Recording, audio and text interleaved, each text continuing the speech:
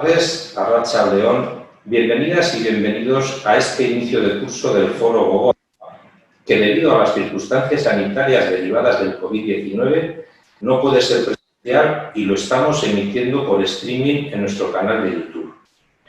Como es habitual en todas nuestras conferencias, haremos una breve presentación en euskera y continuaremos en castellano.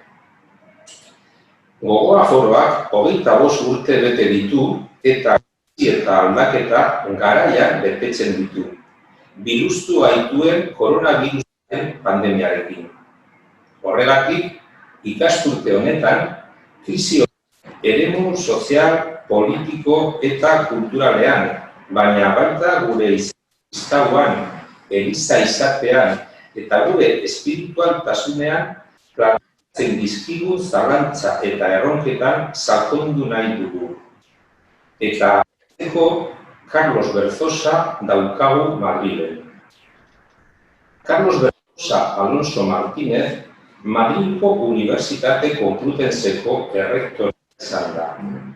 Ekonomian lizentziaduna eta doktorea da unibertsitate horretan bertan. Ekonomia aplikatuko katedraduna izan da eta irakaskuntza batez ere munduko egitura ekonomikoaren eta ekonomikoaren disziplinetan eman du. Munduko ekonomia elkarteko ohorezko presidentea da eta 2011tik errefuxiatuei laguntzeko Espainiako batzordeko zehar presidentea da. Hitzaldiaren izenburua honakoa da. Krisi global baten aurrean, globalizazio garai batean, eskandaluz desorekatua, auzia eta organikoa den gizarte baten aurrean. Krisi ekonomiko soziala aurrekaririk gabeko larria izan daiteke 20 mendeko 1930ko hamarkadako depresio handiaz geroztik. Gainera, krisi ekologikoa handia dago eta horrek arazoak larriagotzen ditu. Beraz, eredua aldatzeko ikuspegia ahalbidetuko duten alternatibak eskaini behar dira. Y ahora continuamos con el castellano. En esta ocasión la presentación va a ser un poco más larga de lo habitual. Permitidme que como presidente del Foro Gogoa y en nombre y representación de las 110 socias y socios, así como de las personas de la permanente que lo hacen posible, dedique un pero profundo y cariñoso homenaje de reconocimiento y agradecimiento a nuestro querido amigo Javier Pagola, fallecido hace 9 días como consecuencia de la esclerosis lateral amiotrófica que se le diagnosticó el año pasado. Poco más puedo decir que no se haya dicho estos días en los medios de comunicación y en las redes sociales acerca de su profunda humanidad, su sencillez, su alegría vital, su empatía, su capacidad comunicativa, su gran profesionalidad, su estilo de vida comprometido y solidario, humilde servidor de Jesús de Nazaret, su amor por el euskera y su querida Navarra, así como su empeño por construir una convivencia democrática en esta tierra que tanto ha sufrido los embates de la violencia. Como la mayoría ya sabréis, fue uno de los fundadores del Foro Gogoa hace ya 25 años, con Conchita Vera, fallecida en el 2013, con Guillermo Mújica, con Roberto Oiz, con otras 16 personas entre las que me incluyo. Y cito estos 4 nombres porque han sido la referencia principal del Foro Gogoa durante todos estos años y la cara más visible del mismo. Javier, además de su intenso trabajo en el interior del Foro, ha sido quien más ha contribuido a su conocimiento y difusión gracias a sus escritas entrevistas a las y los ponentes en los artículos dominicales a doble página que publicaba el Diario de Noticias, medio al que aprovecho para agradecer públicamente su apoyo a este esfuerzo colectivo de diálogo y encuentro que propugna el Foro. Meses antes de que se diagnosticara la enfermedad, Javier andaba preocupado por la continuidad del foro debido a la avanzada edad de la mayoría de los miembros de la permanente.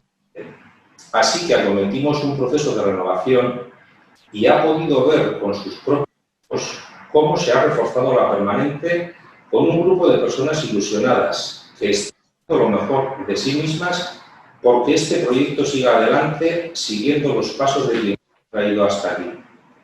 Así que, querido Javier, ahora que disfrutas del gozo eterno y de la vida en plenitud, descansa en paz y quédate tranquilo sabiendo que tu querido Foro Gogoa, queda en buenas manos y que entre todas y todos lo seguiremos llevando por la senda que trazaste.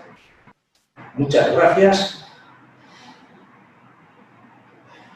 Es que ricasco por haber compartido con nosotras y nosotros lo mejor de tu vida estos 25 años de corazón, Biochetic.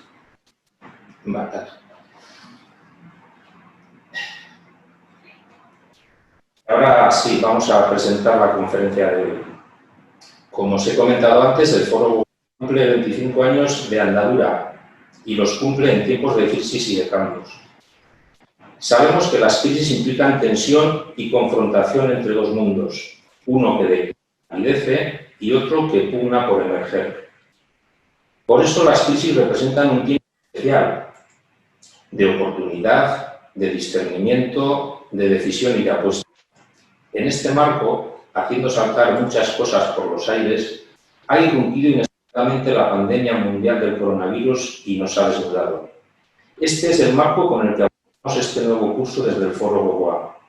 Queremos profundizar durante el año charla a charla en los cuestionamientos y retos que esta crisis nos plantea en el ámbito social, político y cultural, pero también en nuestro ser cristiano, ser iglesia y en nuestra espiritualidad.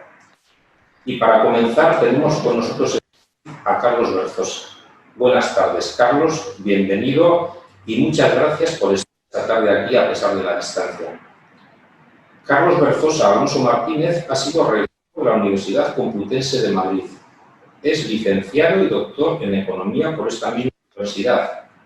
Ha sido catedrático de Economía Aplicada y ha impartido la enseñanza fundamentalmente en las disciplinas de Estructura Económica Mundial y Desarrollo Económico. Presidente honorario de la Sociedad de Economía Mundial y desde 2011 es presidente de la Comisión Española de Ayuda al Refugiado CEAR. El título de su conferencia es Frente a una crisis global en una época de mundialización, con una sociedad escandalosamente desigual, fracturada e inorgánica. La pandemia que estamos padeciendo ha cogido a la sociedad en medio de una gran brecha económica y social, fruto de unas condiciones de debilidad de la economía global que el ponente desarrollará en su intervención. La crisis económica y social puede ser de una gravedad sin precedentes desde la Gran Depresión de los años 30 del siglo XX. Se padece además una crisis ecológica de envergadura que agrava los problemas existentes. Por tanto, hay que ofrecer alternativas que posibiliten una perspectiva de cambio de modelo. Cuando acabe Carlos su exposición, podremos mantener un diálogo con él a través de los comentarios y preguntas que vayáis haciendo por el chat del canal de YouTube y que le formulará Alberto. Carlos, cuando quieras, estás en tu casa. Te escuchamos. Muy bien, buenas tardes. Muchísimas gracias al Foro Gogoa por haberme invitado a esta conferencia inaugural del curso académico y sentir muchísimo el que no pueda estar presente, ¿verdad? Pero todos entendemos las circunstancias actuales que nos han conducido a romper muchísimos esquemas de nuestra vida, ¿no? Y sobre todo a tomar conciencia de un hecho muy real. Vivimos en países desarrollados, vivimos en países ricos, ¿verdad? Y de pronto nos hemos dado cuenta que estos países son vulnerables, que estamos sujetos, ¿verdad?, a una situación de inseguridad tremenda y que todo lo que pensábamos antes, que se basaba en la cultura de la satisfacción, como le gustaba decir a Galbraith, un gran economista norteamericano fallecido hace unos años, que se ha venido abajo también, ¿no? Esa confianza que había, esa seguridad. Vivimos en el mundo desarrollado. Las grandes tragedias se producían fuera de nosotros, lejos de nosotros, ¿verdad? Y sin embargo, ahora pues vemos que también nuestras vidas se ven abocadas a un cambio y a una crisis económica y social de envergadura importante, ¿no? Yo recuerdo cuando he estado 2 años en una tertulia de Radio Nacional de España, 24 horas por la noche, cuando la presidenta del Banco Central Europeo, antes directora gerente del Fondo Monetario Internacional, Christine Lagarde, dijo al principio de la pandemia que esta crisis sería como la de 2008.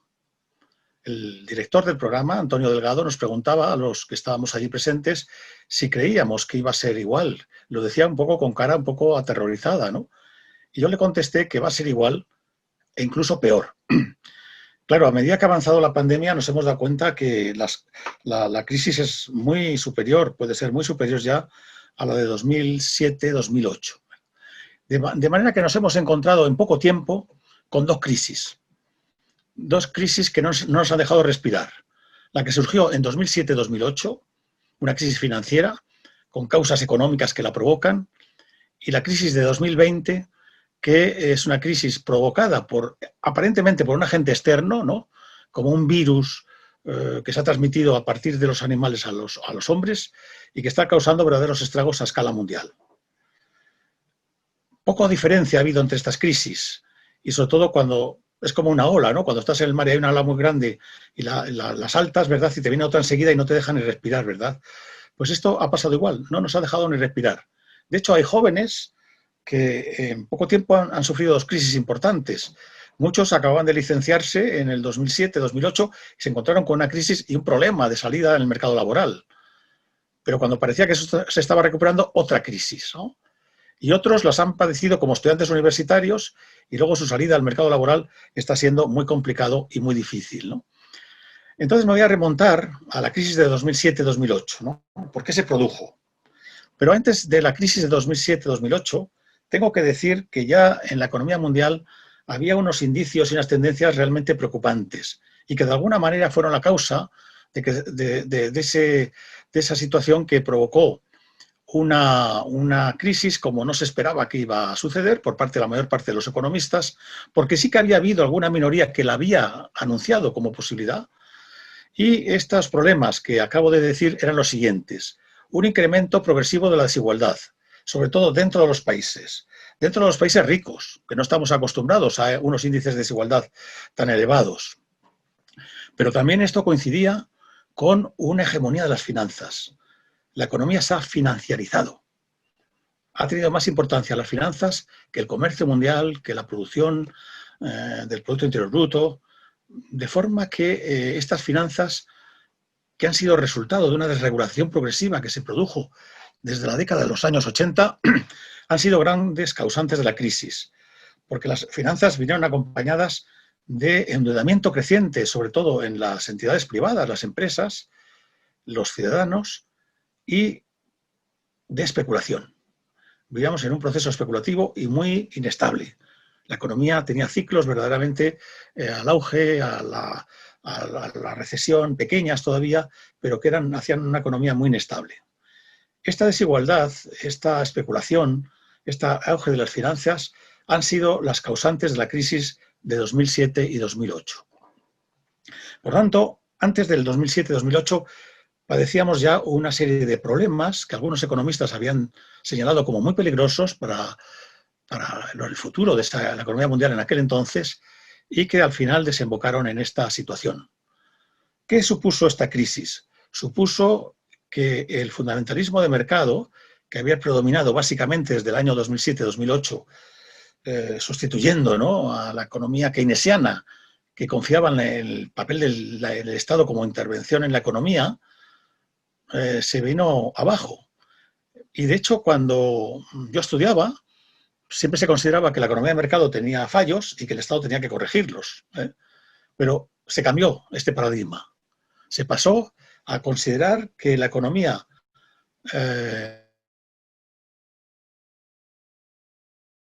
reducir el Estado, había que privatizar empresas, había que privatizar servicios, había que disminuir impuestos, había que reducir el gasto público, sobre todo el gasto público social, y seguir, sin embargo, manteniendo los gastos en defensa, ¿verdad? Eso sí que no se recortaba en ningún caso. Esta era la situación, ¿no?, antes de la crisis, siglo XXI, en sus inicios. Había una euforia económica, porque la economía parecía que crecía. y había una cierta euforia.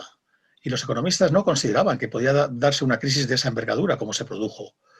Pero sí que, como señalé antes, sí que hubo quien dijo, cuidado, que esta euforia está provocada por burbujas especulativas, financieras, bursátiles e inmobiliarias.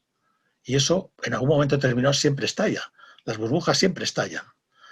De manera que teníamos un panorama no tan alentador como parecía. Había que, por así decirlo, levantar el telón y ver el trasfondo del escenario, ¿no? Que no era igual que lo que muchos economistas, muchos políticos, muchos empresarios nos pintaban.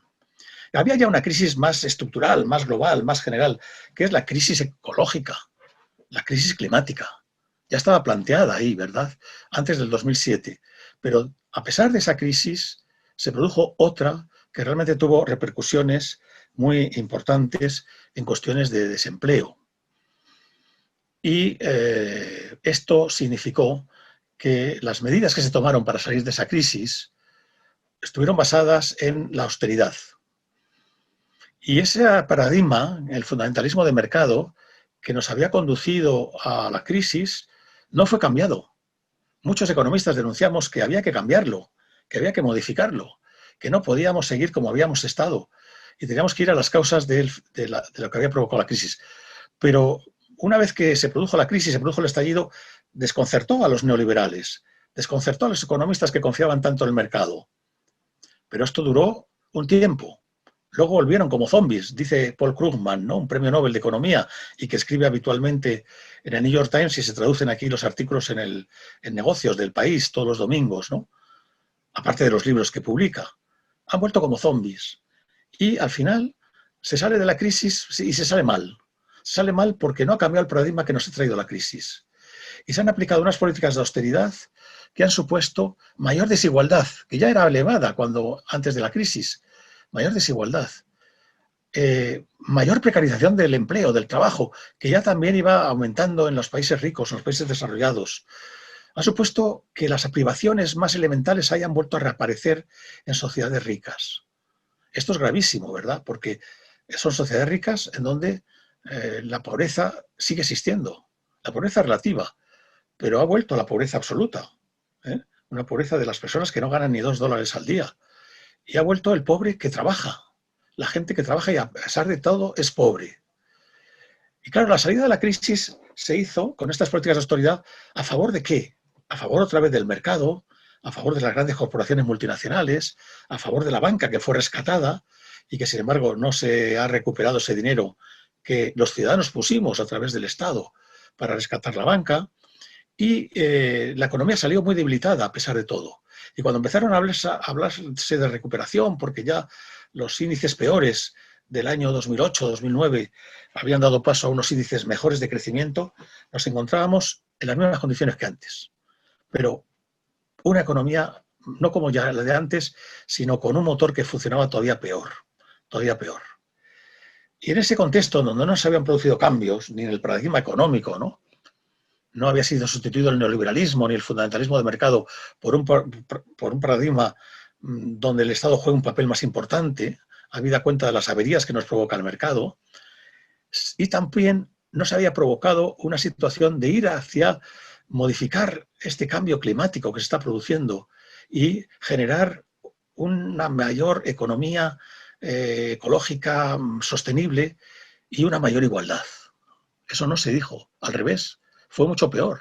Las consecuencias de la austeridad ya las tenemos o las hemos visto ahí. Y se recortó en muchos países, pero sobre todo en España, en bienes básicos, en la educación, en la sanidad, en la ley de la dependencia, de manera que los grupos más vulnerables han sufrido mucho más las consecuencias de la crisis que las clases ricas altas y las clases medias también de ingresos altos, ¿no? Pero una parte de la clase media, la más de ingresos bajos, ha caído hacia abajo. Ha caído hacia abajo. La fractura social es evidente, lo que se ha provocado con esa crisis.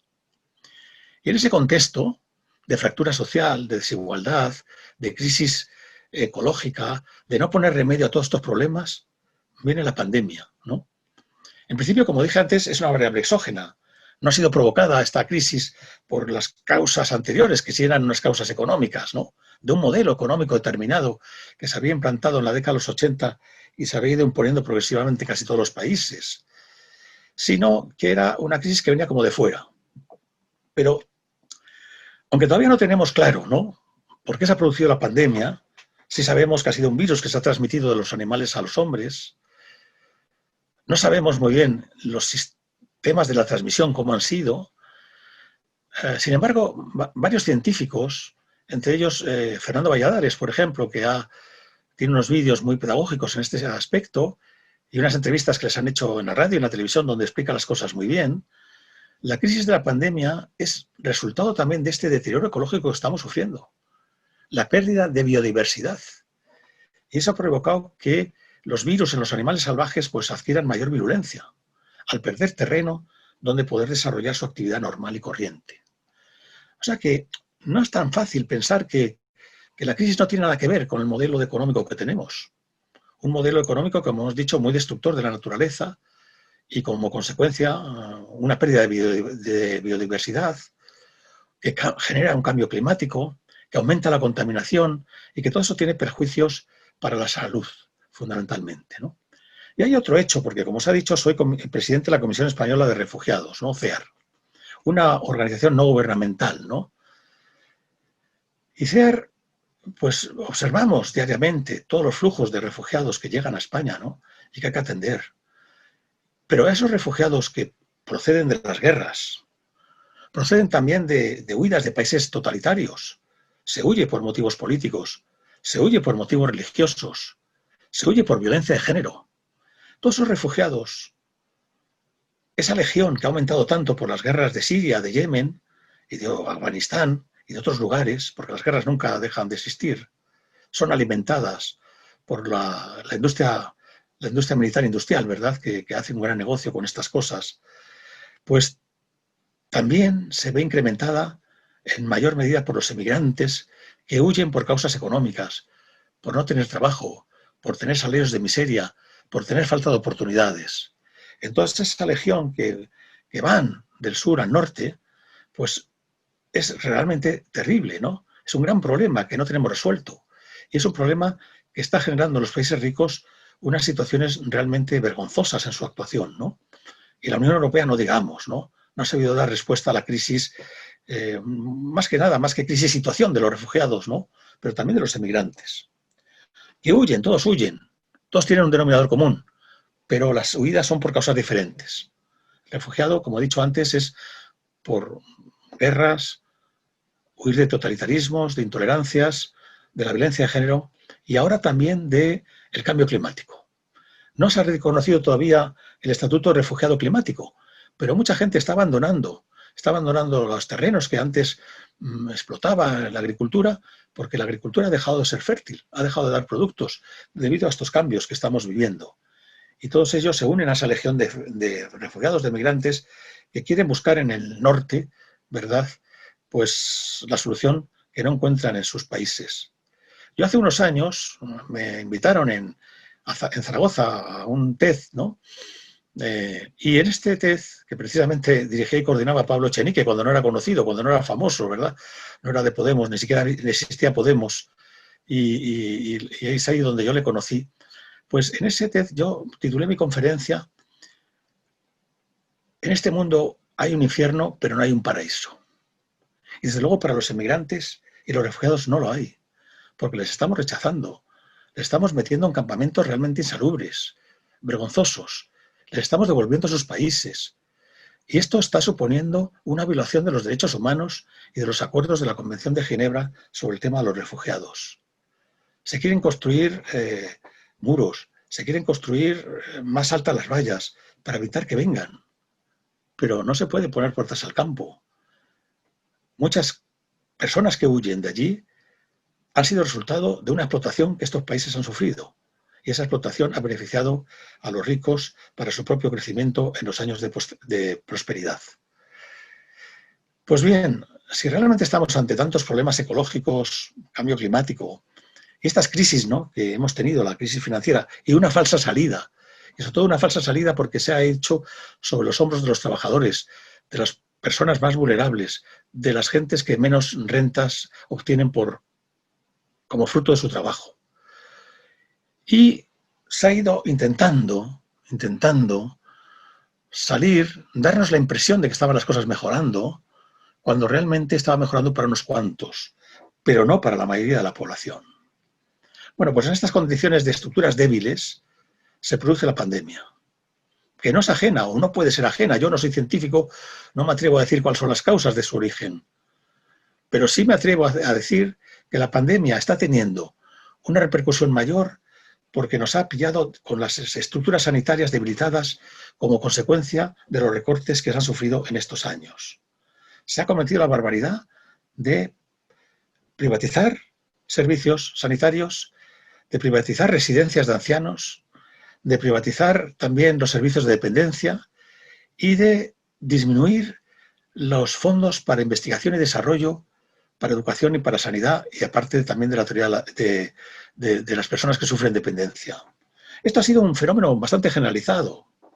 De hecho, Bill Gates, en 2014, en una conferencia también del TED, ¿no?, en otro lugar, anunciaba una pandemia. Bill Gates decía, es que se va a producir una pandemia a nivel mundial. Y se va a producir precisamente por los cambios climáticos y los deterioros ecológicos que estábamos teniendo en esos momentos. Bill Gates decía una cosa que a mí me llamó mucho la atención también, que no se estaba investigando para hacer frente a la pandemia, que los fondos de investigación en Estados Unidos, en los países más ricos, que son los que más investigan en este terreno, había disminuido. Y había que invertir más en esto porque nos iba a venir la pandemia. Fue, por así decirlo, un precursor. Claro, no se hace caso, ¿no? Como no se hizo caso a los economistas que dijeron o dijimos antes del 2007 que se podía producir una gran crisis, pues ahora tampoco se hace caso a Bill Gates. Ya se sabe, siempre hay agoreros que nos quieren fastidiar la fiesta. Bueno, esto el cambio climático va para lejos, va para largo, no nos pilla a nosotros. Bueno, ¿qué pasará con nuestros nietos a saber? Luego la tecnología siempre encuentra remedios a los problemas, ¿verdad? Y nos hemos encontrado de cara con que no se resuelven todos los problemas con la tecnología.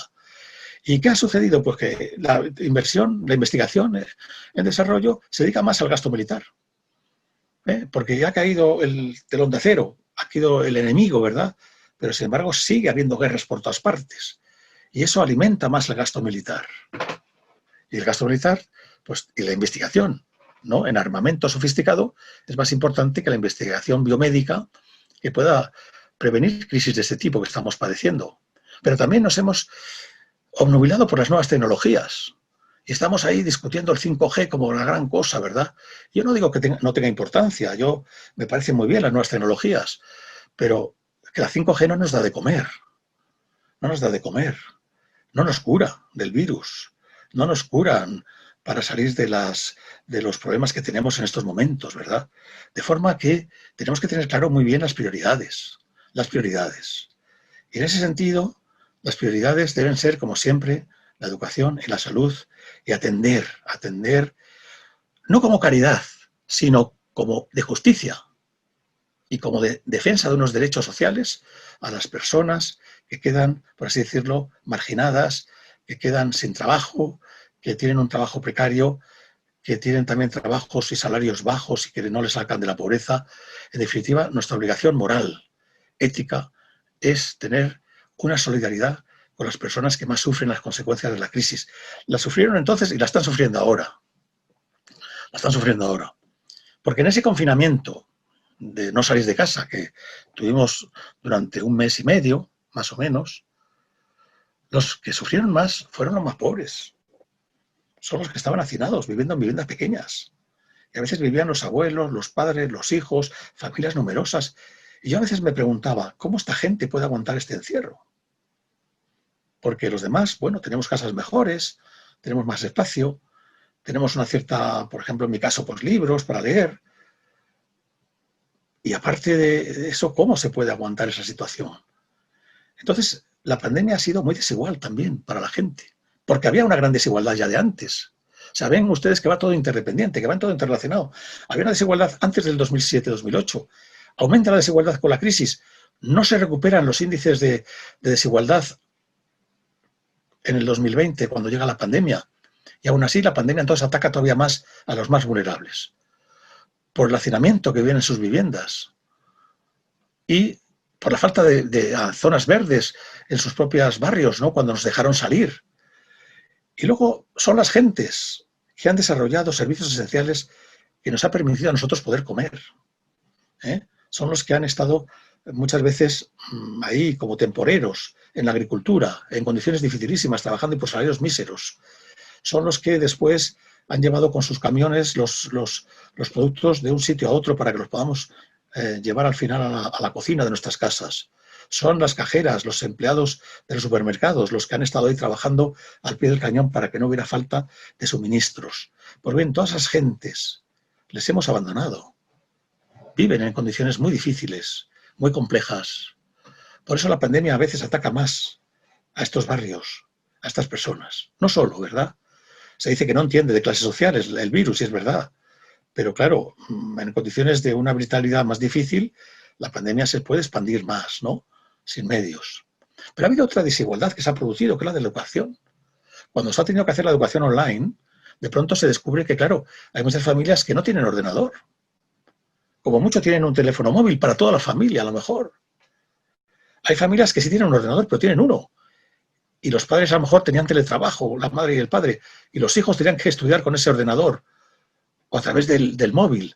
Y eso ha generado una brecha también a la hora de la igualdad en la escolaridad y en la formación y en la educación verdaderamente muy grave, ¿no?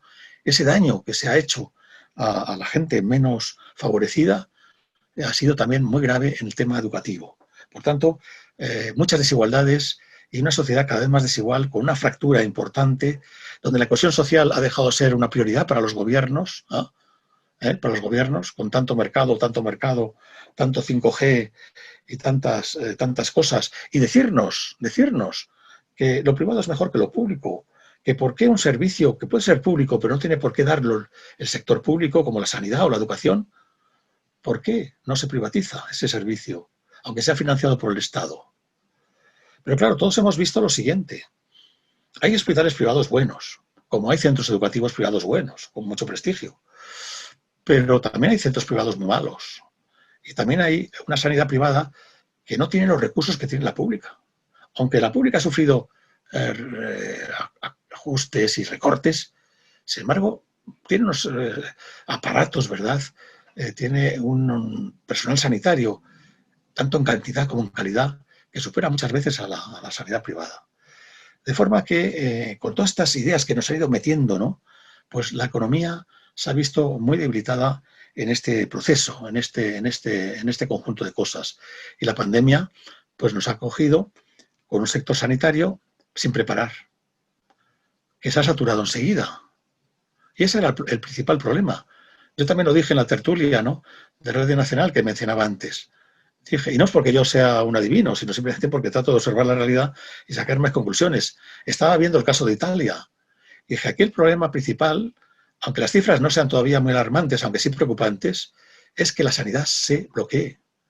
Y entonces se morirá más gente, porque no se les podrá atender en condiciones adecuadas. Y claro, nos hemos encontrado con que no había trajes de seguridad para los sanitarios, que se han contagiado en gran parte, que no había suficientes camas para todos los que tenían que ser ingresados, que en Madrid, en la Comunidad de Madrid, se dijo que no fueran los mayores de las residencias a los hospitales para no colapsarlos más. Todo esto es resultado de una política económica, no es resultado del azar, de la naturaleza, de que nos ha pillado de improviso así por las buenas. No, es resultado de todas las políticas económicas que se han venido haciendo desde los años 80 para acá, que desembocan en la crisis económica y que no se pone remedio a esa crisis económica. Muchos me preguntarán, bueno, ¿pero hay economistas que den alternativas? Sí, muchos, claro que dan.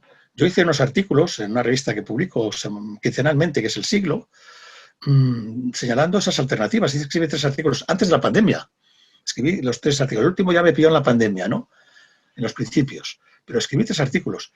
Y entre otros autores, aunque hay muchos más, citaba, por ejemplo, a Stiglitz, que es Premio Nobel de Economía.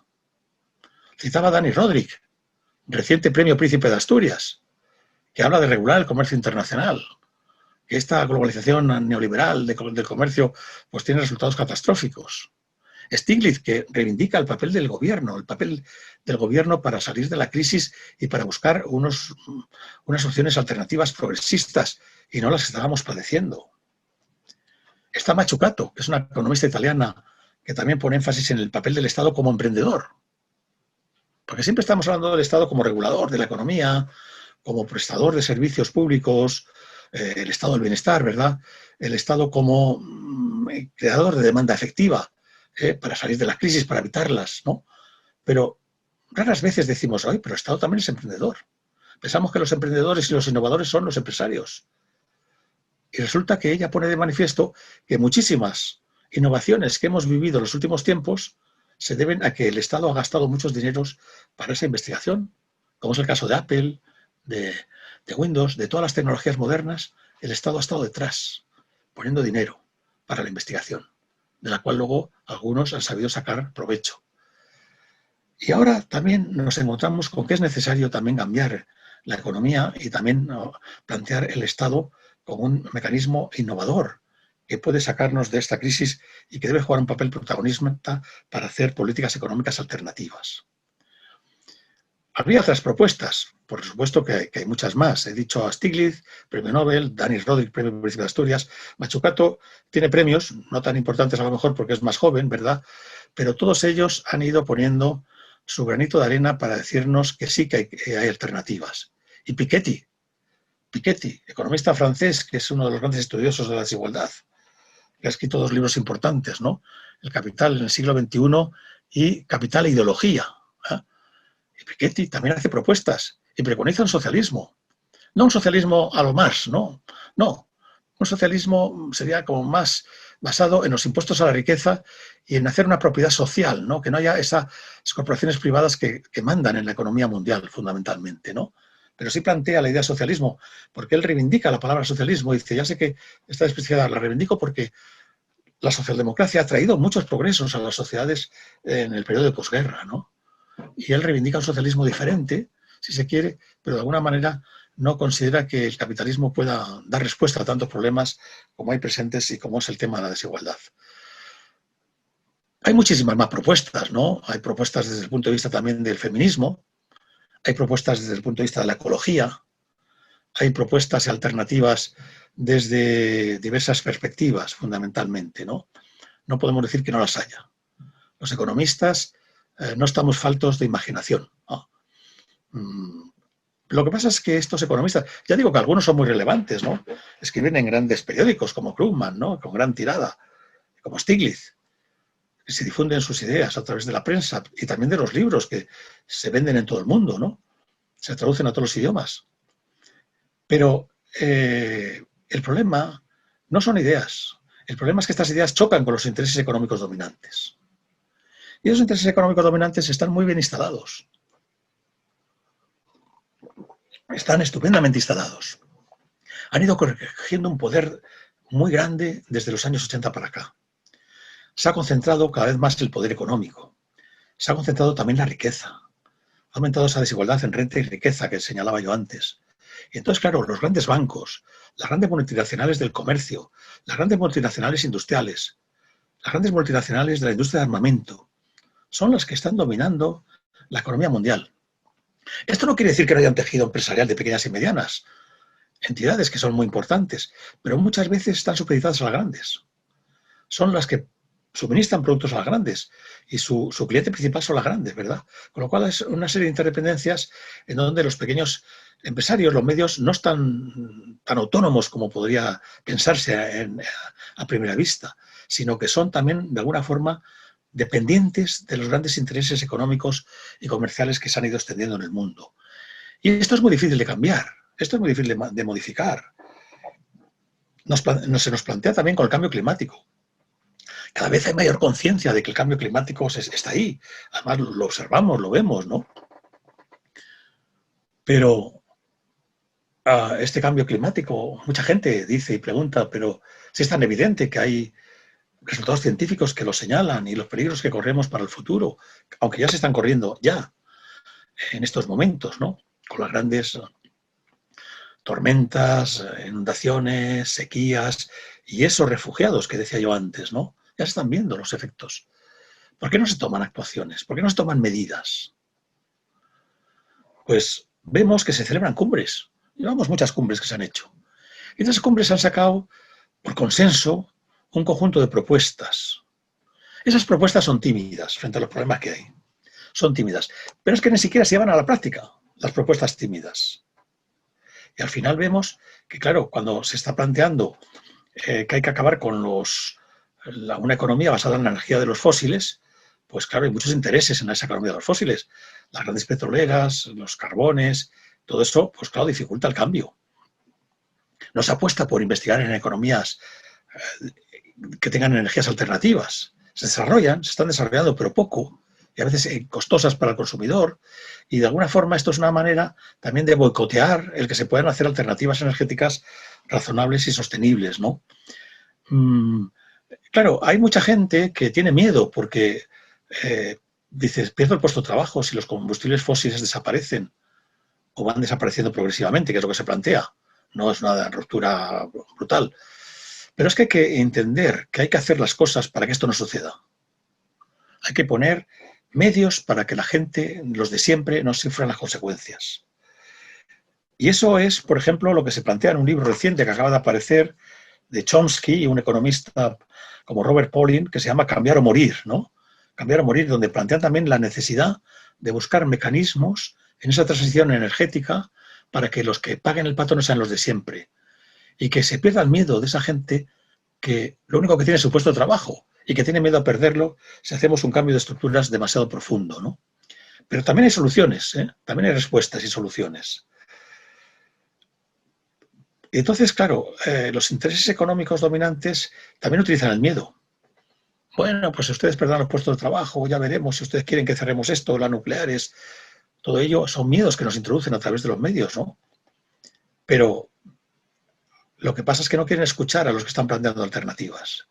Y luego se está generando en la economía mundial, en la sociedad, el negacionismo, ¿no? Negacionismo al cambio climático, que sea verdad. Tenemos a Trump, ¿no?, como gran abanderado de este negacionismo. Y se ha salido de los acuerdos de la Cumbre de París. Y claro, eso es de una gravedad sin precedentes. Eso nos puede conducir a una situación realmente desastrosa y catastrófica en poco tiempo, ¿no? El negacionismo lo estamos viendo ahora Bueno, el negacionismo cubre muchas esferas. Hay quien niega que la Tierra sea redonda, ¿no? Dice que es como un plato. Hay quien dice y niega la teoría de la evolución de Darwin, ¿no? Y que luego se ha sido desarrollada mucho más que Darwin propuso por los científicos y la ciencia actual, ¿no?, en equipos.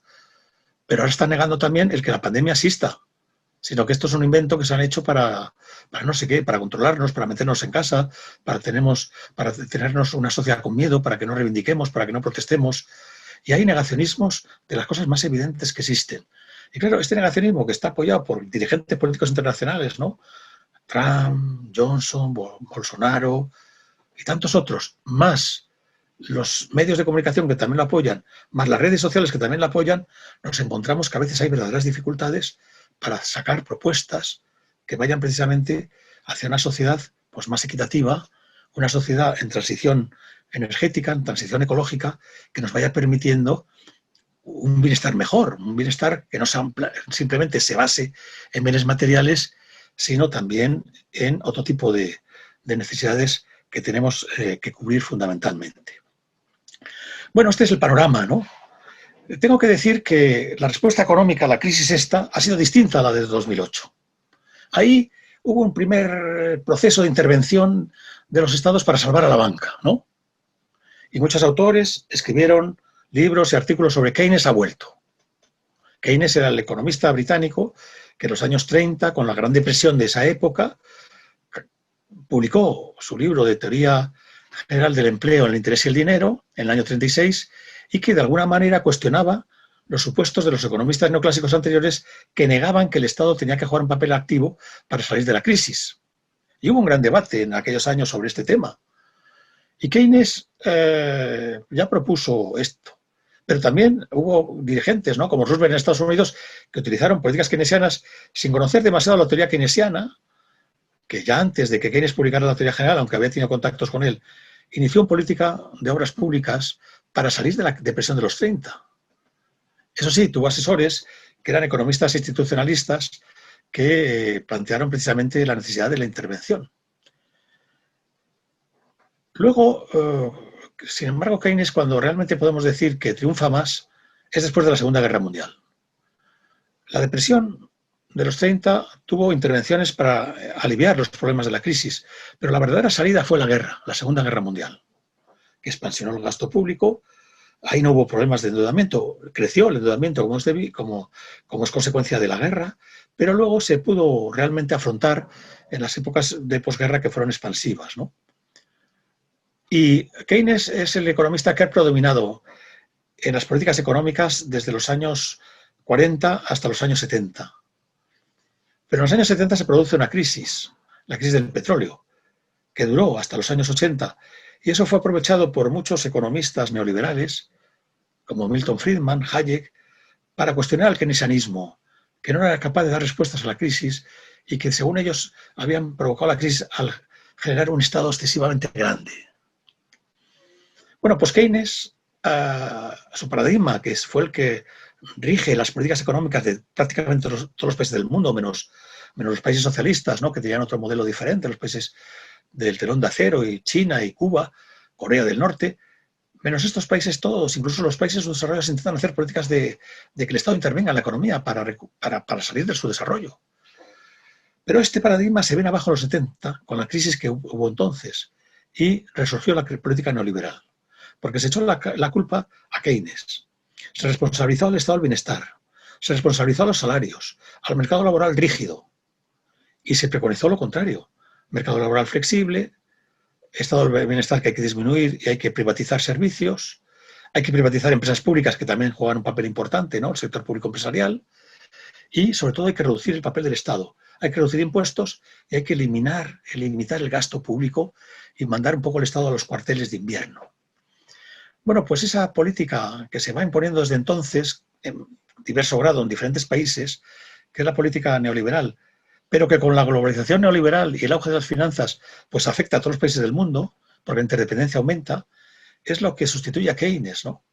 Pero cuando se produce la crisis del 2007-2008 se dice: Keynes vuelve. Necesitamos a Keynes para salir de la crisis. Y efectivamente, así fue al principio, para salvar a la banca solo. Pero después, una vez que se salvó la banca, se volvió al paradigma, como ya he dicho antes, neoliberal. Políticas de austeridad y políticas realmente privatizadoras otra vez y una vez más. Ahora, sin embargo, ante el gran problema planteado, se ha reaccionado diferente. Se ha reaccionado ya más como keynesianismo, ¿no? Ahora sí que parece que vuelve Keynes. No volvió. Hizo un amago de aparición por la puerta, pero enseguida le echaron. Váyase usted. Ya hemos sanado la banca, que es lo que nos interesaba, y ahora vamos a prescindir de él y volver a las viejas usanzas. Y ahora, sin embargo, sí que parece que ha sido tal el temor que ha provocado esta crisis que se ha producido una vuelta al keynesianismo. Y así tenemos la Unión Europea, que con dificultades ha lanzado una cantidad de fondos, unos como subvenciones, otros como créditos baratos que hay que devolver a largo plazo, para salvar a los países, sobre todo más afectados por la pandemia, entre los que está España, Italia, fundamentalmente, para salir de esta situación. Y claro, hemos tenido a Merkel, que ha sido una gran defensora de estas políticas, cuando antes habíamos visto a Merkel como la gran preconizadora de la austeridad. Perdón. Podríamos decir que incluso el azote de Grecia, ¿no?, fundamentalmente. ¿Qué es lo que ha hecho que Merkel cambiase? ¿Por qué ha cambiado? Pues yo creo que también por intereses económicos. Porque claro, Alemania es un país exportador, es un gran exportador mundial. Un gran mercado es la Unión Europea. Ellos se han favorecido con el euro, porque antes tenían un marco siempre sobrevalorado. Y a la hora de exportar, pues les salía un coste adicional, aunque así eran los principales exportadores. Porque es una economía muy eficaz, muy productiva, ¿no? Entonces, claro, los alemanes ven que esto puede ser el derrumbe de economías importantes como la española y la italiana, que tienen un peso muy fuerte en la Unión Europea, son economías fuertes de la Unión Europea, que por Producto Interior Bruto y por habitantes superan mucho a la Grecia, que sufrió en su carne las políticas de austeridad más crueles de los años anteriores. Y claro, que se hundan España e Italia y que arrastren a los demás, pues es un gran problema, ¿no? Entonces, a Alemania le interesa mantener el mercado europeo. Y países como España e Italia sí que demandamos y consumimos. Pero también hay empresas y bancos alemanes en toda Europa. Aquí los vemos. Hay empresas en España alemanas, hay bancos alemanes, tenemos empresas que vemos cuando compramos, ¿no? Como Lidl y Aldi, ¿no? Muy importantes, como supermercados. O sea, claro, es que eso supone también que los intereses alemanes no pueden permitirse el lujo de que España e Italia se vengan abajo, ¿no? Y entonces ha dicho, gasten ustedes. Y lo ha dicho el Fondo Monetario Internacional, que fue otro de los austeros, ¿no? Y lo ha dicho la Comisión Europea, y lo ha dicho el Banco Central Europeo. Gasten ustedes, yo les voy a dar liquidez para que gasten. Ya veremos cómo se arregla el problema de la deuda y del gasto. Y la crisis ha roto las reglas. Antes no se podía salir del 3% del déficit público. Ahora ya estamos en mucho más, ¿no? Pero y la deuda no podía pasar del 60%. Estábamos en 90% antes de la crisis de la pandemia. Ahora estamos ya en el 100 y pico, ¿no? 100 y pico. Pero hay mucha gente que se preocupa por esto. Pero miren, es que el problema ahora no es la deuda, no es el déficit público. El problema ahora es que la economía se venga abajo y que aumente el paro, que aumente la precariedad, que aumente el hambre, que aumente la pobreza. En los países emergentes ya está pasando. Ya está pasando. Ya se ha dicho que han retrocedido en términos de desarrollo muchísimo y que el hambre está otra vez creciendo en el mundo y la pobreza. Pero también está sucediendo en los países desarrollados. Vemos la cantidad de colas de gente que tiene que ir a recoger alimentos, bien al banco de alimentos o bien a las asociaciones de vecinos que están haciendo políticas de solidaridad. Se ha generado el ingreso mínimo vital, pero todavía no funciona suficientemente. Entonces, claro, ahora mismo estamos viendo que la crisis está teniendo unas consecuencias muy negativas, pero puede tenerlas más en el futuro. Entonces, claro, nos encontramos con que esto puede suponer un gran derrumbe. El problema no es, por tanto, la deuda ni el déficit. Ya se verá cuando se paga. ¿Cuándo se pagará? Pero ahora lo que tenemos que resolver es eso, que se encierren empresas, que la gente se vaya al paro, que vuelva a haber hambre, pobreza en nuestro país, que vuelva a haber limosnas por las calles, que en definitiva mucha gente no se pueda escolarizar, que nos vayamos en economía antes no de ya de la crisis del tal, sino nos vayamos a los años 80, que retrocedamos de una forma brutal en nuestra situación actual. Y todo eso es lo que realmente ha hecho que Merkel, la derecha alemana, que es inteligente, solamente es un problema de inteligencia, haya dicho, bueno, aquí hay que salvar a estos países, porque ahora sí que está en juego la Unión Europea. Grecia era un peligro, pero era pequeña. Pero es que España e Italia son muy grandes. Y eso es lo que se ha respondido diferente. Se ha respondido con políticas keynesianas, ¿no? Y Merkel ha sido muy importante, porque si no es por Merkel esto no sale adelante. Y no ha salido en el monto que se había planteado, pero bueno, más vale esto que no tener nada, ¿no? Y esto puede ser una válvula importante de oxígeno para los países que estamos muy endeudados y que en definitiva también tenemos unos problemas de la pandemia muy graves y que no sé, aumentan. Creo que lo que tenemos que tener en cuenta es que la salida ahora con estos fondos tiene que ser cambiar el modelo. Ya hemos dicho antes que había economistas prestigiosos que proponen otras propuestas, ¿no? Que proponen otras alternativas, mejor dicho, ¿verdad? A lo que hemos vivido, ¿no? Menos mercado, más Estado. Un Estado eficiente, no un Estado corrupto, no un Estado despilfarrador, no, un Estado eficiente. Y un Estado emprendedor. Pero a su vez tenemos que ir hacia el cambio, hacia la lucha contra el cambio climático. Estamos en el límite. Dentro de poco esto no tendrá vuelta atrás. Y sobre todo también un modelo ecológicamente sostenible que acabe con esta situación de depredación de la naturaleza y también de eliminación de áreas, de reservas, de animales salvajes y de la pesca y todas las especies animales que se van agotando y se van acabando, ¿verdad? Hace falta también recoger las reivindicaciones del feminismo, ¿no? El ecofeminismo en este sentido es muy importante, porque en los últimos tiempos ha habido dos movimientos sociales fundamentales. Uno, el ecológico, ahora estábamos viendo también, capitaneado por Greta Thunberg,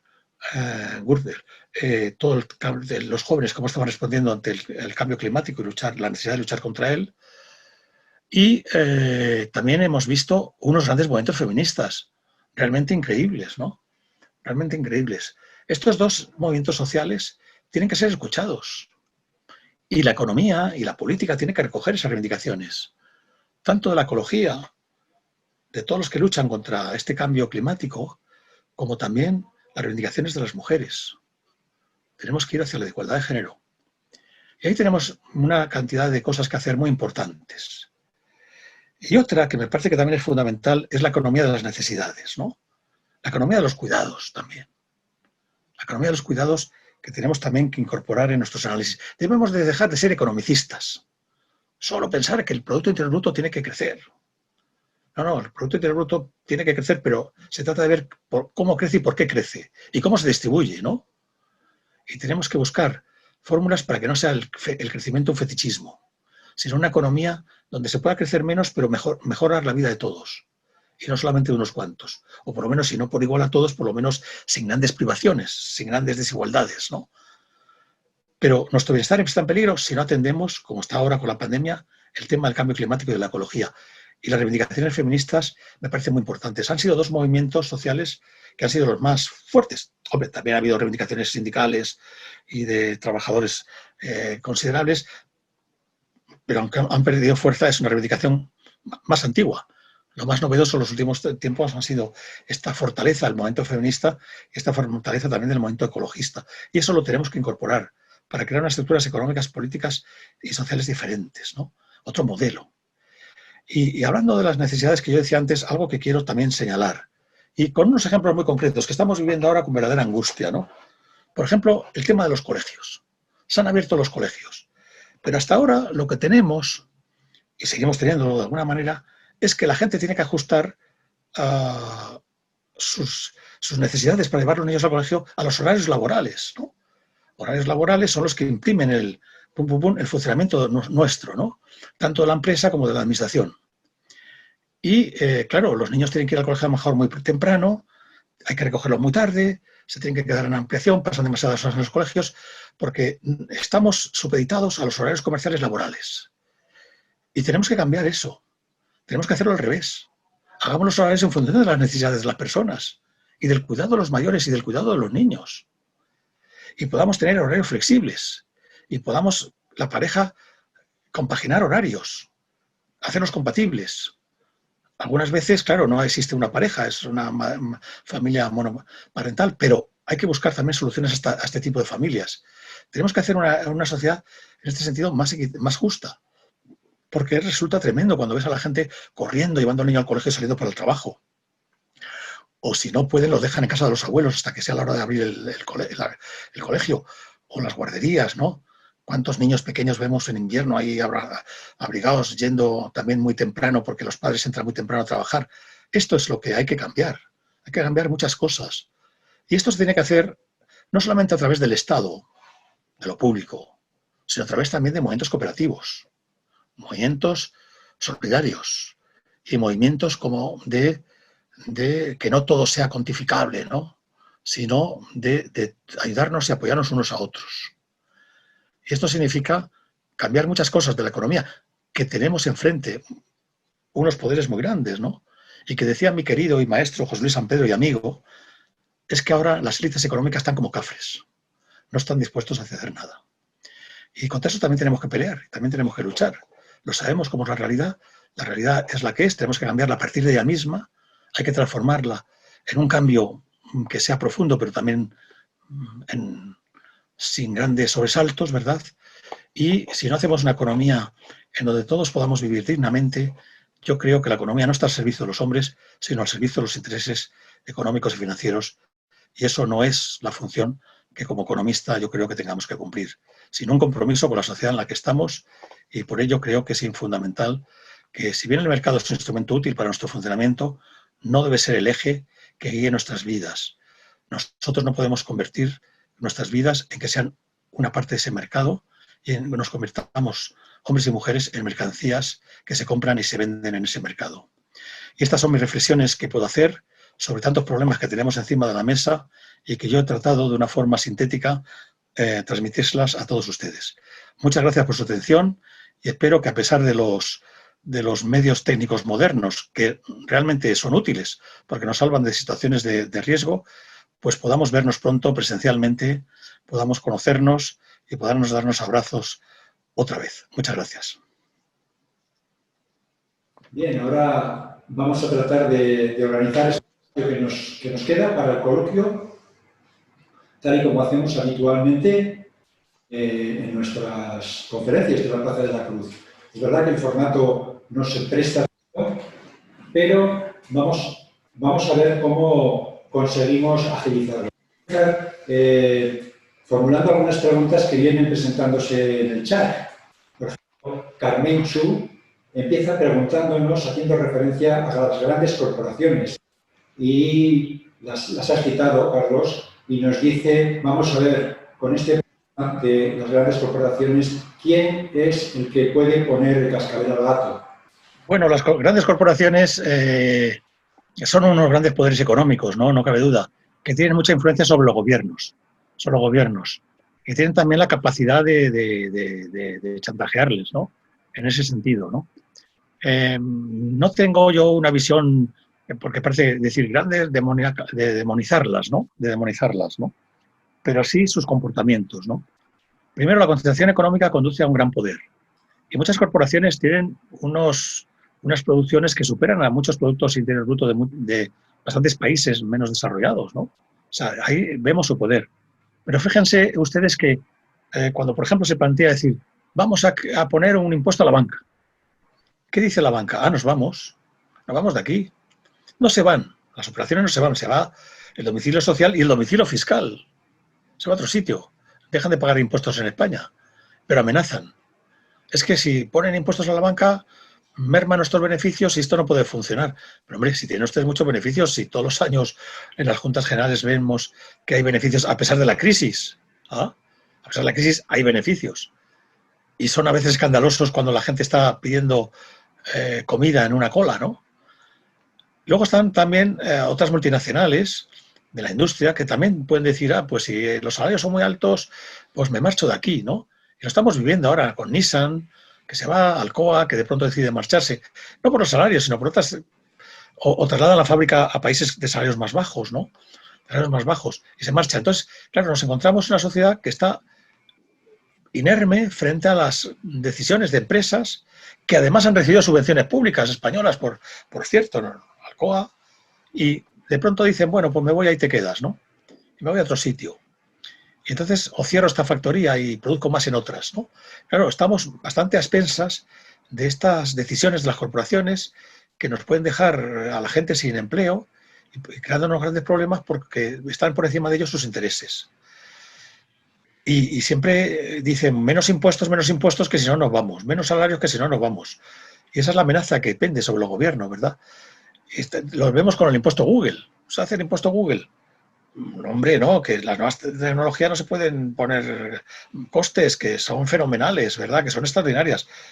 Claro, las nuevas tecnologías, pues, o las tecnologías de información y de la comunicación, porque algunas ya no son tan nuevas, eliminan puestos de trabajo.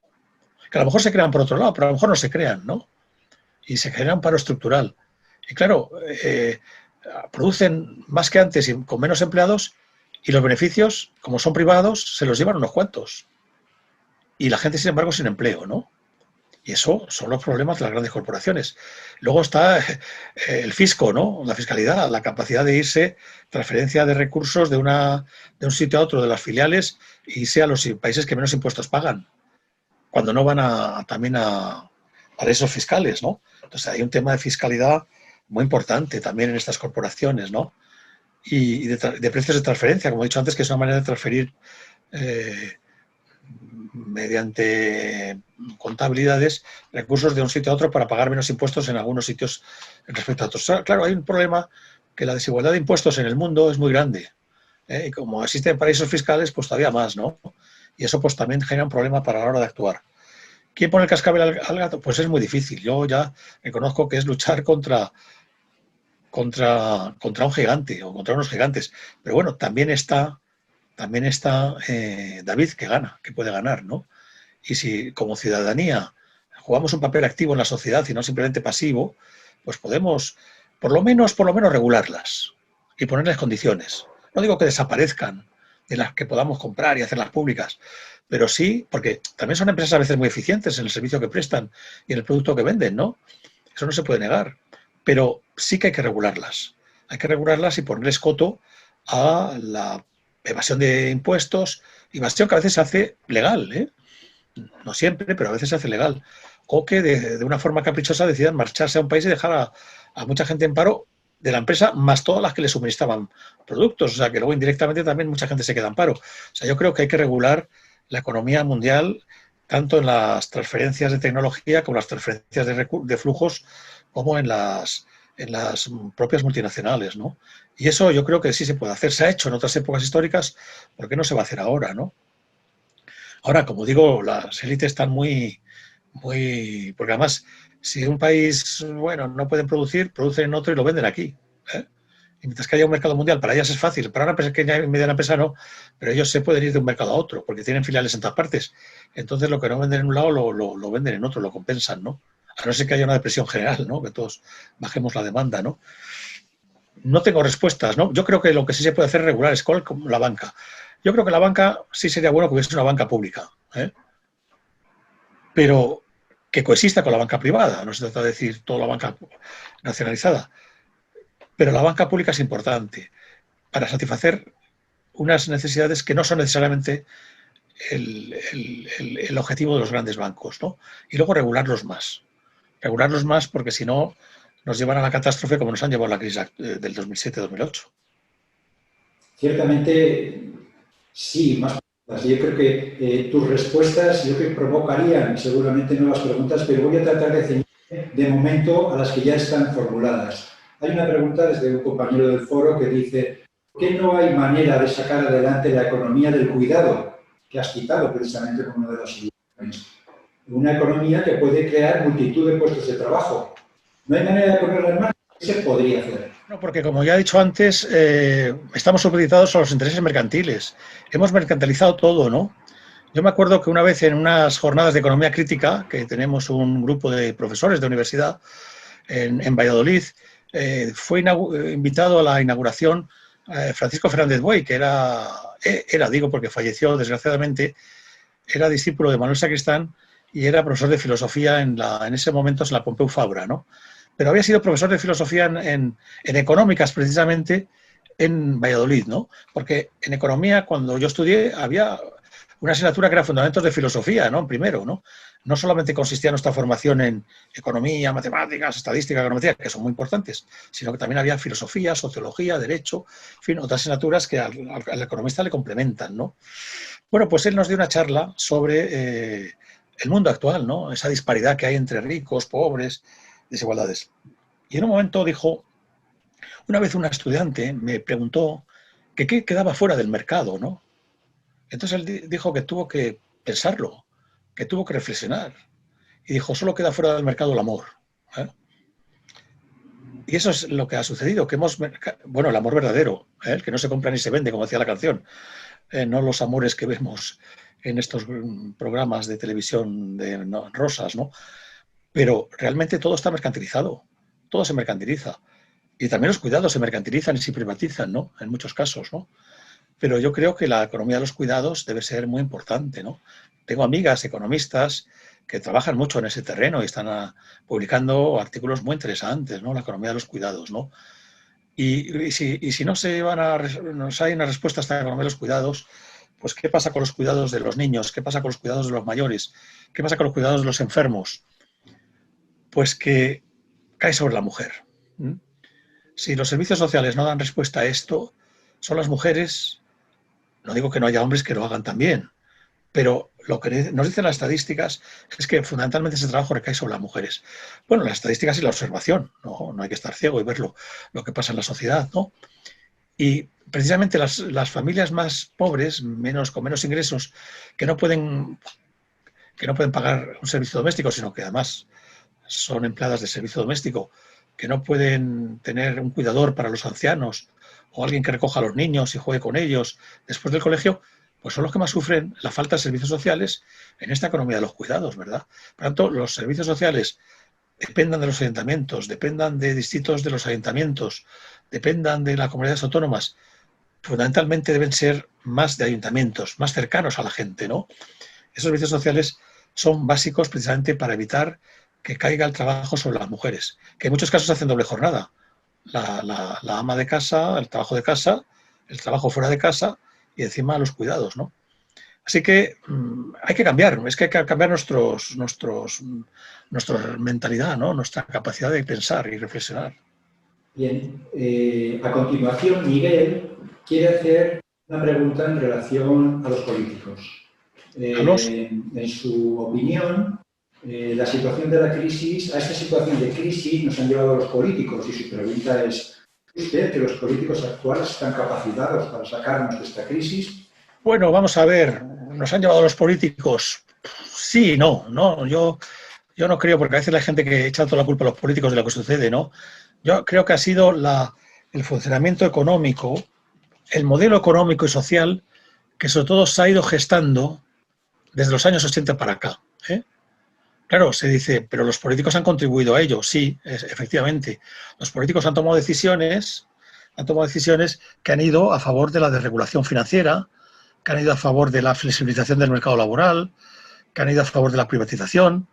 Eso son decisiones políticas que de alguna forma favorecen esa globalización neoliberal y de la expansión de las finanzas. Eso es cierto. Pero realmente todo esto es resultado de un funcionamiento de las leyes económicas, ¿no? Ya lo decía Marx, el capital conduce a una concentración y centralización progresiva del capital. Eso está en Marx, es uno de los grandes aciertos de Marx en su obra, que tiene muchos aciertos, pero esta es una de las más principales. Entonces, esa concentración y centralización ahora es mucho mayor que la que Marx podía pensar, ¿no? Se expandió en el siglo XX con las multinacionales y eso aún sigue creciendo, ¿no? Entonces, claro, son estos intereses económicos también los que se imponen sobre la política, porque tienen también muchas armas en su mano para hacer que los políticos sean rehenes de sus intereses, ¿no? De los intereses, ¿no? Entonces, no simplemente es que, mire, los políticos son malvados, de alguna manera han provocado la crisis, no, la crisis la ha provocado el sistema financiero, la primera. Y esta segunda, pues a saber si ha sido el mercado de China de los animales salvajes, si cómo se ha transmitido el virus de un animal salvaje a los humanos, o si el cambio climático y la pérdida de biodiversidad juegan un papel importante. Pero las respuestas las tiene que dar el gobierno. Ahora lo estamos viendo. ¿Los gobernantes están capacitados? Hombre, a veces por lo que vemos, no. Pensamos que no. Pero hay gente capacitada en los gobiernos, ¿no? Yo tampoco juzgo a todos los políticos por igual. Me parece que eso... Yo creo que hay muchos intereses, por ejemplo, de los medios de comunicación, de dar, por ejemplo, ahora con la pelea política que hay. Se dice que los políticos se pelean cuando tenemos problemas graves. No, vamos a ver. Unos están armando la bronca, unos están armando el ruido, y otros están defendiendo de esas broncas y esos ruidos porque están recibiendo golpes y palos todos los días. Y esos unos que arman la bronca, que tienen detrás unos medios de comunicación poderosos y que están funcionando mucho en las redes sociales, pues tratan de desprestigiar la política al final. Y ese desprestigio de la política y de las instituciones, en la cual también tienen responsabilidad los políticos, provoca el que la democracia se deteriore. Y no solamente provoca que la democracia se deteriore, sino que aparezca cualquier demagogo que se lleve el gato al agua, porque la gente diga, aquí nadie me arregla mis problemas. Aparece Trump y de pronto se lleva el gato al agua. Bueno, también se lleva el gato al agua, y eso hay que decirlo, por un sistema electoral como el norteamericano muy especial, porque no se nos puede olvidar que 3 millones de votos ganó Hillary Clinton a Trump. O sea, que la sociedad americana votó a Hillary Clinton. 3 millones, que no es poca cosa de más. O sea, la sociedad americana en general, a pesar de todo, no ha votado a Trump, pero hay un sistema electoral que hace que Trump sea presidente. Claro, los sistemas electorales son muy engañosos, porque al final ninguno representa la proporcionalidad que se ha votado. En el sistema proporcional español, pues salen beneficiados los partidos que van por delante y sacan un plus de ser los primeros, ¿no? Pero claro, no es proporcional. Si, por ejemplo, el 6% ha votado una opción alternativa, pues a lo mejor no tiene ninguna representación en el Parlamento, ¿no? Pero un 6% de ciudadanos ha querido otra cosa. Entonces, claro, no es la proporción, no es una representación fidedigna de lo que los ciudadanos pensamos y decimos, ¿no? Y eso hay que tenerlo en cuenta. Los sistemas electorales son muy imperfectos, ¿no? Y tergiversan, por así decirlo, en aras de la gobernabilidad, el sentir de los ciudadanos. Por tanto, eso es un problema que tenemos delante. Pero estamos viendo que han surgido Bolsonaros, Trump, Johnson, en fin, Erdogan, mucha gente que está con esa negatividad que he dicho yo antes y con una política populista de derechas, de ultraderecha, que sean ultraliberales en economía, cuidado, que son ultraliberales y que prometen que van a resolver los problemas y no los han resuelto. Trump no ha resuelto el problema de los obreros blancos, trabajadores blancos, que es lo que decía él, ¿no? voy a defender a los trabajadores blancos. No lo ha conseguido. No lo ha conseguido. No ha mejorado la competitividad de la economía norteamericana.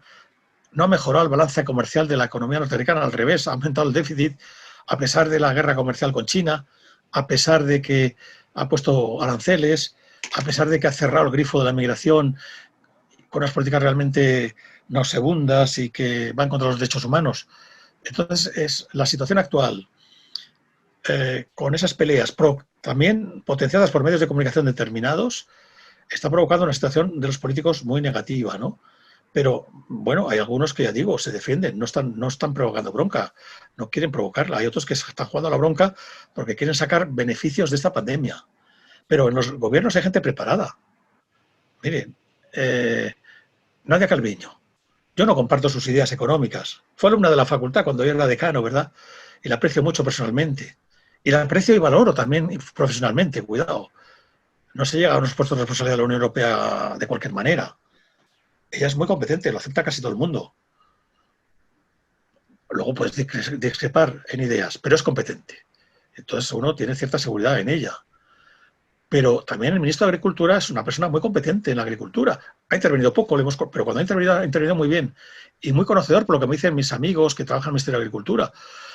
La propia ministra de Trabajo es una persona muy competente. Nos ha sorprendido a todos. Nos ha dejado perplejos diciendo, bueno, pero ¿qué ministra de Trabajo tenemos? Hace tiempo que no teníamos una ministra ni ministro de Trabajo como ella, ¿no? O sea que hay gente muy preparada y muy competente. No quiero seguir la lista. Y en otros países también. Porque los gobernantes, a lo mejor el presidente de gobierno, pero luego el presidente de gobierno se rodea de gente competente. No siempre es así. A veces se rodean de más mediocres que ellos. Pero se rodean de gente competente, ¿no? Y entonces hay gente que sí que es capaz de llevar esto bien. Luego van a poner oficinas con gente que está preparada, formada, ¿no? O sea, que en ese sentido hay que confiar, ¿no? Hay que confiar más en la utilización de los recursos, que no siempre son despilfarros, no siempre. Hay cosas muy buenas. Hay hospitales públicos con grandes instalaciones y buenas. Hay buenas universidades. Hay buenos centros educativos. Hay buenas infraestructuras. Hay mejoras en los ferrocarriles. En fin, hay muchas cosas positivas. No debemos ver solamente el lado negativo. Yo soy crítico, pero lo que no caigo es en la demagogia barata y fácil, ¿no? Entonces, hay en países que no se está produciendo lo que en España es este juego sucio, ¿no? Este juego sucio. En otros países la oposición ha sido leal al gobierno, ¿no? Y las palabras del ministro portugués de oposición del grupo de la derecha dijo, estamos con usted, primer ministro, y le deseamos suerte, porque su suerte es la suerte de todos, ¿no? Entonces el Parlamento se tenía que haber convertido durante la pandemia, cuando se discutía el estado de alarma, se tenía que haber convertido en un foro de debate razonado y también de aportar cosas. Decir lo que se pensaba que estaba haciéndose mal y cómo había que remediarlo. Aportar cosas, no destruir. ¿Eh? Y claro, cuando uno ve que hay partidos que no votan el estado de alarma, dices, pero ¿cómo es posible? Claro, pero es que esto no es no es un apoyo al gobierno o ir contra el gobierno. Esto es un mecanismo que nos preserva de la crisis de la pandemia. Y se ha demostrado que ese confinamiento, que ha sido duro, ha dado resultados positivos, porque bajó la curva bastante. Ahora, con la desescalada, que ha sido un error, no por el gobierno que la hizo bien, la planeó bien. Entonces, las fases eran cada 2 semanas y al final hubo que hacerlas cada semana por la presión de las comunidades autónomas. Y la Comunidad de Madrid prometió y decía que iban contra ellos porque nos tuvieron confinado más tiempo y al final no tenían nada de lo que habían dicho. Ni rastreadores, la sanidad primaria está fatal, no han contratado más médicos. Claro, no tenían medios, estaban engañando. Quiero decir con esto que también hay que, en fin, ser más defensor de las instituciones y ser crítico con los políticos. Yo soy una persona crítica, siempre me ha caracterizado por eso, ¿no? Siempre he puesto sí peros, ¿no? He dicho sí a esto, pero hay que ponerle peros. Pero creo que a veces el desprestigio de la política es la manera de que se filtren los que están contra la democracia, que se van filtrando, no a lo mejor establecer un régimen de momento, tipo nazismo o fascismo, pero sí que quitando derechos, eliminando derechos laborales, sociales, contra los derechos de la mujer, contra los derechos laborales, por supuesto, y a favor de políticas ultraliberales, ¿no? De privatizar más y dar las negocios a sus amigos. Y eso yo creo que esa demagogia barata, que a veces se expande por los medios de comunicación, pues es muy perjudicial, hay que tener mucho cuidado. Ahora, a los políticos también hay que pedirles más responsabilidad, ¿no? Y que si hay que renovar el poder judicial, que se renueve. Y que hay que renovar el constitucional, que se renueve. hay que defender las instituciones por encima de los intereses partidistas y de los intereses particulares de cada uno. Si no, tenemos políticos de vía estrecha, ¿no? Políticas de vía estrecha. Pero yo creo que en el gobierno actual hay gente profesionalmente muy preparada, no todos. Siempre hay gente más débil. Pero hay gente bien formada, ¿no? Bien, si te parece, Carlos, voy a tener que ir refundiendo preguntas porque está habiendo muchas personas que quieren intervenir en el chat. Entonces, pues si te parece, dos preguntas que hazme varias, en una. Por una hazme parte, varias y si Fernando encuentras algunas pregunta, parecidas. si Sí. puedes concretar un poquito más las claves para que la economía se ponga al servicio de los ciudadanos, no al revés, como ha venido siendo últimamente. Y por otra parte, Carmen Chu quiere que hables un poquito de la justicia social sin justicia fiscal. La justicia fiscal realmente es necesaria para que exista justicia social. Las claves de la primera pregunta son muy difíciles de decir, ¿no? Pero sí que hay planteamientos para hacerlas, ¿no? Pero vuelvo a decir, a veces chocamos con los intereses establecidos en la sociedad y también con la rigidez y el conservadurismo de muchos de nosotros, ¿no? A la hora de actuar, ¿no? Y el miedo, porque claro, vivimos en una sociedad de miedo. Perder el puesto de trabajo ahora es una tragedia, porque no es fácil encontrar empleo. Ves ahí a los trabajadores de Alcoa, de Nissan, desesperados, luchando para mantener sus empleos, porque llevan trabajando 30 años ahí, han dedicado su vida a esa empresa y se van al paro. Pero el paro dura lo que dura. Y luego, ¿dónde hay empleos? Si no hay empleos, si es que hay insuficientes empleos. Entonces, todo este miedo también introduce un factor a veces que conduce a la gente a votar cosas realmente pues que no están dentro de las series razonables, o abstenerse, ¿no? Pasar de todo, y eso también tiene sus peligros. Y yo creo que hay que cambiar muchas cosas, pero no se puede hacer de un día para otro. Hay que irlo haciendo con cuidado, hay que ir mentalizando. Y yo creo que con las tecnologías modernas que tenemos y con la flexibilidad del horario laboral se pueden resolver muchos problemas de los cuidados, como he dicho yo antes. Ahora bien, no todo el mundo hace teletrabajo, no todo el mundo puede utilizar estos medios. Hay trabajos que necesitan estar en el sitio, ¿no? Pero también estos trabajos requieren flexibilidad laboral. Puede requerir una flexibilidad que permita pues, que la gente que lleve el niño al colegio lo pueda hacer. Yo me acuerdo cuando había que elegir horarios en la facultad, que yo era, en su momento, ¿no? Al principio, pues era el más antiguo, el que tenía más derecho a elegir, ¿no? Y yo a lo mejor elegía a primera hora de la mañana, porque a mí me gusta madrugar y te cunde más el día, pero siempre decía lo mismo. Si hay alguna persona necesitada, porque tiene que llevar los niños al colegio, los míos ya eran mayores, ¿no? Los niños al colegio, yo se lo cambio. Yo se lo cambio. Pues yo no tengo ya que llevar niños al colegio, las mías ya son mayores.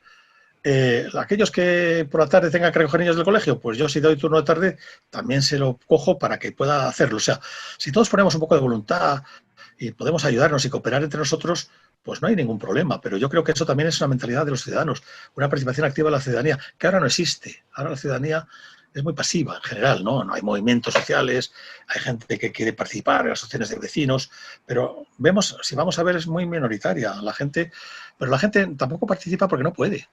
Claro, si tienes que trabajar, sobre todo en ciudades grandes como Madrid, que a veces el trabajo te supone desplazamientos de 1 hora o más en transporte público. Hay que madrugar muchísimo, porque aunque parezca mentira, a las 6 de la mañana el metro ya va con mucha gente, ¿no? Yo que he tenido que coger el tren este año 2 veces, o el año pasado, vamos, para las 7 y pico, y de pronto a las 6 de la mañana cogí el primer metro y va mucha gente ya. Digo, madre mía, qué horas estas, ¿verdad? Claro, en grandes edades la gente acaba agotada. Llega a casa, ¡bumba! Lo único que le apetece es ponerse la televisión y ver cualquier tontería que le echen. O un partido de fútbol y tal. Entonces, hay que cambiar muchas cosas, hay que cambiar también nuestros esquemas conservadores, pero tenemos que cambiar a favor de una economía muy, muy diferente. ¿Cómo conseguirlo? Pues la acción ciudadana, es igual que lo de la pandemia. ¿Hay una responsabilidad en los poderes públicos? Sí, pero también hay una responsabilidad en nosotros mismos, ¿no? Nosotros mismos. Es para mí muy triste ver estudiantes universitarios, como rector que he sido y como catedrático y profesor durante tantos años, que son tan irresponsables, ¿no? Y me hago una pregunta, ¿merecen ser universitarios gente que es tan irresponsable, que está provocando contagios y daño a la educación en su universidad, a la convivencia en el colegio mayor y contagios a la población? ¿Pueden ser universitarios? ¿Podemos los ciudadanos pagar los impuestos que son los que financian la universidad pública? En su mayor parte, las tasas es una parte muy pequeña. ¿Pagar a esta gente que nos está poniendo en peligro nuestra vida? Bueno, eso es algunas reflexiones que hay que hacer. Por tanto, si bien la mayoría se comporta bien, las minorías generan un daño terrible porque son focos de infección.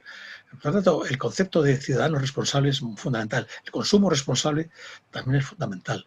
Pero siempre me cuestan las claves, ¿no? Y luego la justicia fiscal, por supuesto. La justicia fiscal es importante para la justicia social. No solamente el fisco, ¿no? No solamente. Es muy importante un sistema progresivo de impuestos y luchar contra la evasión de impuestos, ¿no? Y el fraude fiscal. Y también el gasto público. Porque claro, si recaudas progresivamente, pero luego te lo gastas en gastos de defensa o en industrias contaminantes, pues hemos hecho un pan como unas tortas. El gasto público, que a veces ha abandonado los estudios de la hacienda pública, es fundamental. No puede haber justicia social si no hay justicia fiscal, eso estoy de acuerdo. Ahora, hay más cosas. Salarios más dignos, empleo más estable, menos precario, menos temporal, y las rentas que se pueden proceder de los salarios, porque claro, los salarios los analizamos como coste siempre, ¿no? Los empresarios como coste, pero es que también es la renta que le permite a la gente vivir. Entonces, ahí hay que buscar también una economía más productiva y también con un trabajo decente, ¿no? Estable en este sentido. Hay otros mecanismos de equidad que deben ser también empleados, ¿no? Gracias, Carlos. Vamos a ver, nos quedan yo creo que 5 minutos, tal vez un poquito más si somos pacientes y podemos responder rápidamente. Resumo algunas preguntas también. Yo estoy aquí, por ejemplo, yo puedo estar toda la noche. Dice que le parece que la pandemia se va a alargar incluso a una tercera ola. ¿Cuánto puede aguantar en el tiempo el tejido social del Estado español, los fondos estatales y el propio gobierno actual, si se alarga esta situación?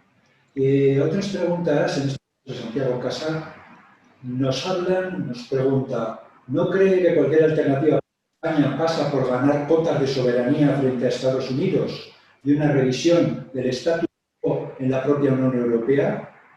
E insiste también en una segunda pregunta, ¿no cree que debería corregir la dependencia de España de la financiación exterior, de la energía, de los pocos mercados de exportación, entre otras? ¿Cuándo puede aguantar el tejido social? No lo sabemos, ¿no? Yo creo que poco, porque ya hemos visto que en la primera tanda, en la primera oleada, muchas empresas se vinieron a pique, abajo, la primera semana además. En esta segunda, pues sobre todo el sector del comercio, de los bares, de los restaurantes que empezaron a levantar cabeza, pues otra vez con los confinamientos y con las restricciones se van hacia abajo, ¿no? Y luego, todo va a depender de cuánto dure, ¿no? Pero también de la gravedad de la pandemia, ¿no? También de la gravedad de la pandemia. Yo creo que hay una cosa clara que nos dicen los científicos, que tenemos que convivir con el virus, como convivimos con el virus de la gripe, aunque este sea más grave, ¿no? Más perjudicial. Y tenemos que combinar la economía y la salud, no anteponer una a la otra. Tenemos que combinarlo. Y de una forma razonable se puede ir haciendo, hasta que haya vacuna o hasta que haya medicamentos que puedan curarte, ¿no? O que puedan salvarte de la muerte. También que eso es otra. A veces decimos vacuna, pero si hubiera medicamentos que salvaran a mucha gente de la muerte, no a todo el mundo, porque claro, al final, pero sí a mucha gente más, que el índice de letalidad sea menor, sería positivo. Y hay que combinarlo. Yo creo que tampoco podemos hundirnos social y económicamente, ¿no? Y los fondos son lo que son, pero claro, si la cosa se agrava, pues habrá que aumentarlos. Habrá que aumentarlos. A ver qué sucede, ¿no? Todo es un poco incierto, ¿no? Y que debemos depender, claro que debemos depender menos, deberíamos depender menos de Estados Unidos, pero la única manera de hacerlo es a través de la Unión Europea. Como país somos pequeña cosa, ¿no? Pero si estamos dentro de la Unión Europea y la Unión Europea juega un papel de independencia frente a Estados Unidos que no lo tiene porque la Unión Europea al final, si lo vemos bien, es como un partido de tenis entre Estados Unidos y Rusia, Estados Unidos y China, y nosotros ahí como viendo la pelota pasar de un lado para otro, ¿no? Entonces, tendríamos que hacer una Unión Europea más fuerte, más integrada, menos desunida, y avanzar en ese proceso. Yo creo que la Unión Europea tendría que ser un elemento importante de cara al futuro, ¿no? De cara al futuro. Pero España por sí misma no puede ser independiente, ¿no? Luego hay la independencia energética, pues claro, es uno de los problemas más graves que tenemos. Pero España es un país que es rico en energías renovables, ¿no? Tenemos sol, alguien no gana sol, los países del sur tenemos todo sol. Tenemos también la posibilidad de utilizar la energía de las mareas, ¿no? De las olas, del mar, la propia eólica. Tenemos sol, pero también tenemos viento. O sea, tenemos muchas posibilidades de energías alternativas, solamente que hay que potenciarlas. Y hay que gastar dinero en ello, claro, y apostar por ellas, ¿no? Una última pregunta, muy rápido, porque ya se nos escapa el tiempo. Como presidente de CEAR, ¿cuál es la situación desde tu punto de vista. No, pero tenemos que tratar de ser un poco fieles a los horarios habituales de este tipo de eventos, ¿no? La pregunta es, como presidente de CEA, ¿cuál es la situación de los inmigrantes y refugiados? ¿Qué se puede hacer para no olvidar esta tragedia humana? Creo que es una pregunta importante que seguro que puedes aportarnos algo. Bueno, desde CEAR venimos luchando contra varias cosas, ¿no? Primero, para que no se hagan devoluciones en caliente, que se hacen, y que viola no solo los derechos humanos, sino la Convención de Ginebra. Después, agilizar los procesos de petición de asilo y de resolver los problemas del derecho de asilo. En estos momentos hay un retraso muy considerable, hay un atasco muy fuerte. Ha venido cada vez más refugiados a España, inmigrantes. Los que tienen derecho de asilo son los refugiados, los inmigrantes no. Los inmigrantes pueden tener derecho a un contrato laboral, a tener una situación regular, pero el derecho de asilo está reservado solamente al concepto de refugiados. Y claro, ahí se tarda mucho en responder, hay muchas colas y eso depende del Ministerio del Interior. Y eso habría que agilizarlo y darle respuestas claras. Nosotros lo hablamos con ellos, lo denunciamos también, pero hay que hacerlo. Y después ya la política que corresponde al ministro de Trabajo y Migraciones, que es todo el tema de los, pues en algunos casos de los centros de refugiados y de las ayudas que nos prestan las organizaciones como CEAR para poder llevar esto adelante, pues también potenciarlo para que tengan condiciones de habitabilidad mejores que las que suelen tener en algunos casos. Bueno, tengo que decir que en CEAR los centros de refugiados, los que tenemos nosotros también, están bien. Y luego también los pisos en los que viven o los hostales o antiguos hostales que sirven de pisos para su alojamiento, pues también están en buenas condiciones. O sea, eso lo cuidamos mucho, ¿no? Y fíjense, la prueba más evidente, y no lo digo como presidente de CEAR solo, es que en CEAR hemos tenido contagios y seguimos teniendo, pero no ha habido ningún contagio de gravedad. No ha habido ningún fallecimiento. También es verdad que es gente joven, los refugiados, también los trabajadores.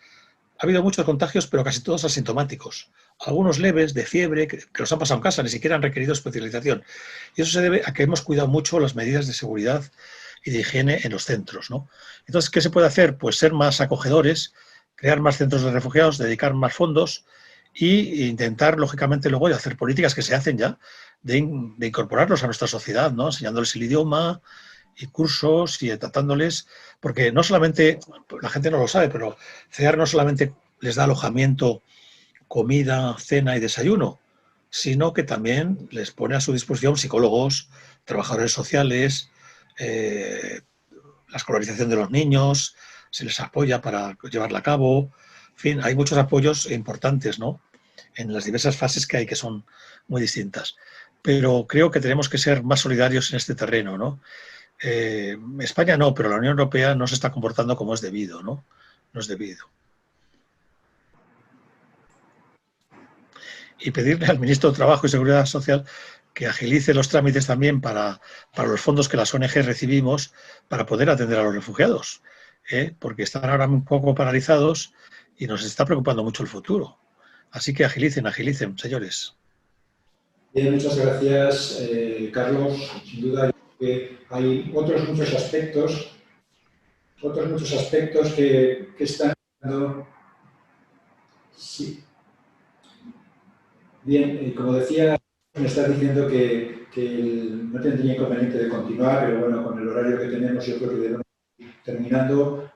Algunas cuestiones, más que preguntas, han quedado algunas cuestiones sobre la mesa, porque sí que ciertamente es relevante el cómo Carlos ha podido hablarnos de alternativas, y alternativas que no hemos profundizado en ellas, y que seguramente irán saliendo en las próximas conferencias. La ecología, el feminismo, la economía de los cuidados, las fiscalidades justas que eliminen las desigualdades, según esa propuesta de Piketty. Todo esto son propuestas que Carlos nos deja y que sin duda podrán servir para ir ilustrando los debates que podamos tener posteriormente. No nos queda para terminar nada más que agradecer, por supuesto, a Carlos Bertosa todas las aportaciones que nos ha realizado en su intervención y en el coloquio. Agradecer a todos los asistentes vuestra paciencia también, porque en un inicio pues, hemos tenido algunos problemas técnicos. Saber que la grabación de esta conferencia quedará a disposición de todos posteriormente y anunciar que el próximo 16 de noviembre continuaremos con el programa previsto, en este caso, cita de Gardine Blue Room, presidenta de la Sala de lo Social del Tribunal Superior de Justicia del País Vasco, que nos hablará del impacto social de la crisis sanitaria y económica del coronavirus, el impacto social. Y con ella podemos evocar temas que hoy han podido quedar en evidencia. Muchas gracias a todos y buenas noches. Buenas noches y muchas gracias.